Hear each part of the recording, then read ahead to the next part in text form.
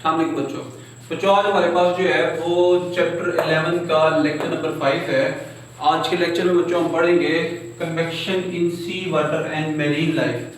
हम देखेंगे बच्चों कि सी वाटर और मैरीन लाइफ के अंदर कन्वेक्शन की क्या इंपॉर्टेंस है, कन्वेक्शन करंट्स कैसे पैदा होते हैं और उसका ओवरऑल इम्पैक्ट क्या है।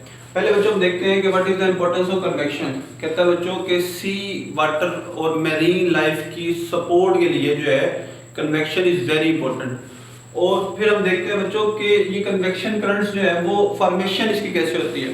तो जो कहता है कि जब सूरज की रोशनी जो है वो समुद्र पे पड़ती है तो समुद्र के जो अपसाइड वाटर लेवल होता है ना वो गर्म हो जाता है और जो समुद्र के नीचे वाली साइड पे पानी होता है वो ठंडा होता है।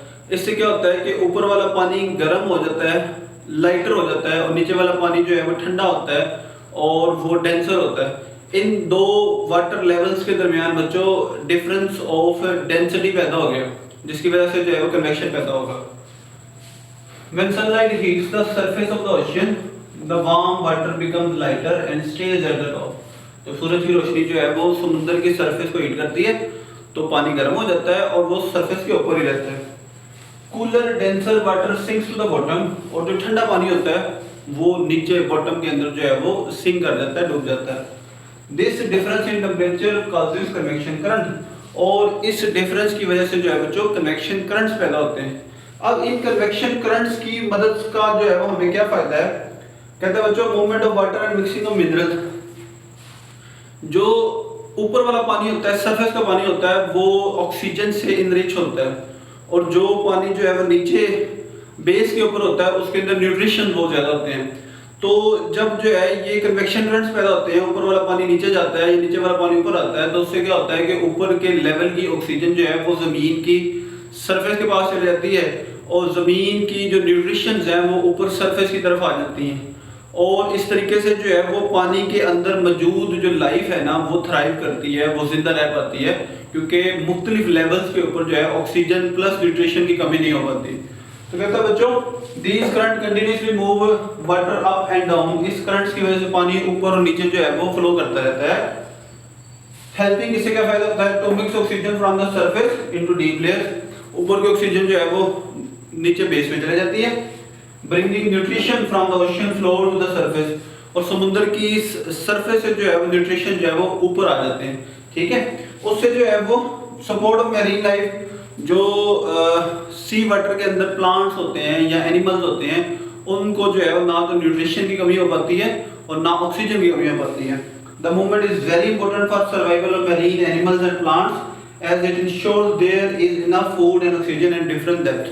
बच्चों अगर ये ना हो तो फिर क्या होगा, फिर ये होगा बच्चों कि सरफेस की ऑक्सीजन नीचे नहीं जाएगी तो नीचे लेवल पे जो है वो ऑक्सीजन की कमी होगी, नीचे वाले न्यूट्रिशन सरफेस पे नहीं आएंगे तो ऊपर जो है वो न्यूट्रिशन की कमी हो जाएगी और इस तरीके से हर तरह की मैरीन लाइफ जिसके अंदर जो है वो मछलियां हैं, जिसके अंदर मुख्तलिफ तरह के जो है वो जानवर हैं, पौधे हैं, उन सब का थ्राइव करना, जिंदा रहना जो है वो इंतहाई मुश्किल हो जाएगा।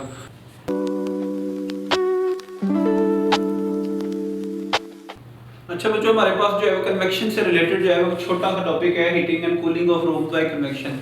इसमें क्या होता है बच्चों, हम जो है वो देखते हैं कि रूम्स विंटर में कैसे गर्म होते हैं और समर के अंदर जो है वो ठंडे कैसे होते हैं।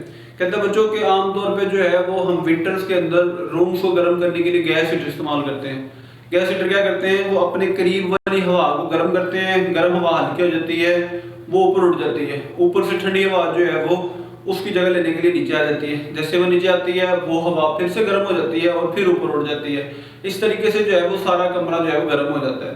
इसी तरह जो है ये कहता है बच्चों ये ठंडी हवा का नीचे आना और गर्म हवा का ऊपर जाना, ये हमारे पास जो है वो उसके अंदर कन्वेक्शन करंट्स पैदा कर देता है जो कि कमरे में जो है वो हीट का बायस बनता है। इसी तरह जो है वो समर के अंदर जो है जब हम एयर कंडीशनर इस्तेमाल करते हैं तो उससे क्या होता है कि एयर कंडीशन से ठंडी हवा जो है वो जमीन की तरफ आना शुरू कर देती है और जमीन से गर्म हवा जो है वो ऊपर उठना शुरू कर देती है और ऊपर उठने वाली ये गर्म हवा दोबारा से एसी की वजह से ठंडी होगी और फिर नीचे आ जाएगी और इस तरीके से जो है वो ठंडी और गर्म हवा की सर्कुलेशन से सारा कमरा जो है वो ठंडा हो जाएगा समर्स के अंदर।